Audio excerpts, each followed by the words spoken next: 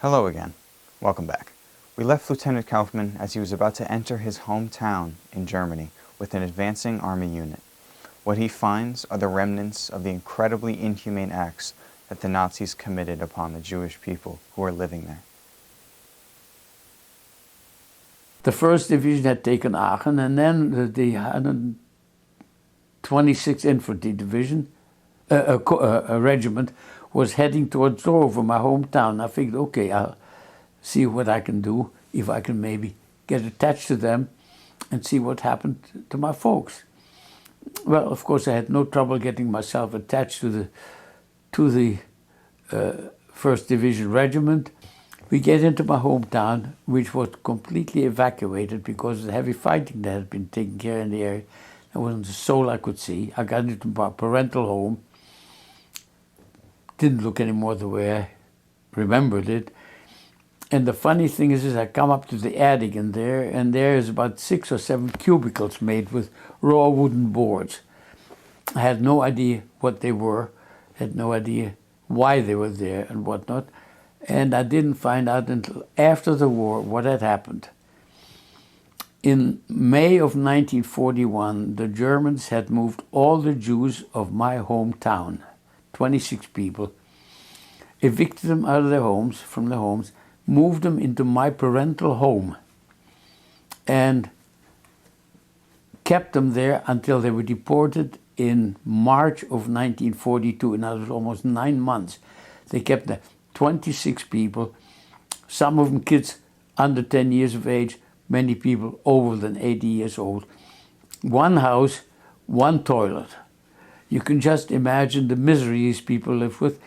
And the funny thing is what kept these people going more than anything else, other than the meager rations that the Nazis allowed them, was that Christian neighbors at night went and smuggled food to them to give them some more than they had. And I heard it said after the war that the reasons the Germans claimed they moved these people together was so that when they were ready to deport them, they didn't have to go and hunt them up.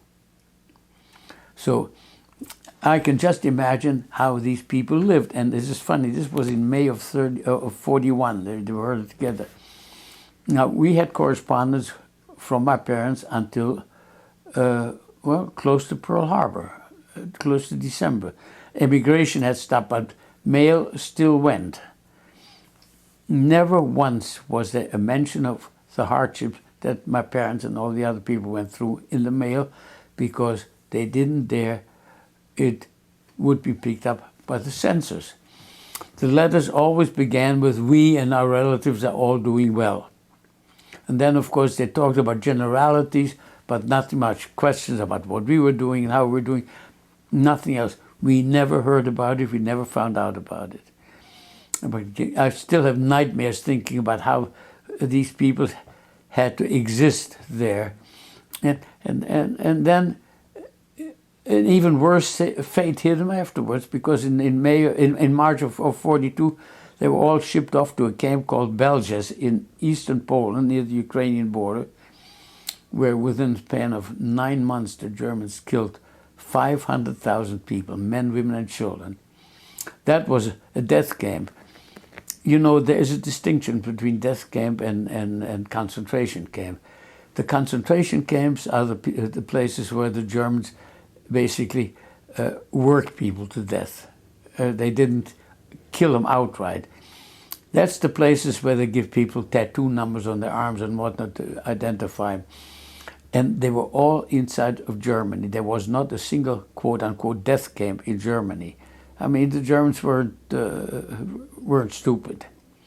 All the death camps, Auschwitz and Majdanek and Belzec and Treblinka, and you name them, they were all in Poland. And that's where they took them off the trains and moved them into the gas chambers. Mr. Kaufman lost his entire family in the Holocaust. Only he and his sister remained, as they had left Germany before the war started. His father and mother and all his extended family were murdered in a death camp in Poland. Through strong force of will, he battled these adversities and managed to focus on the mission of the preservation of liberty. Make sure to not miss the next episode, where Captain Kaufman saves a German town from destruction and achieves the surrender of a large German force, all without firing a single shot.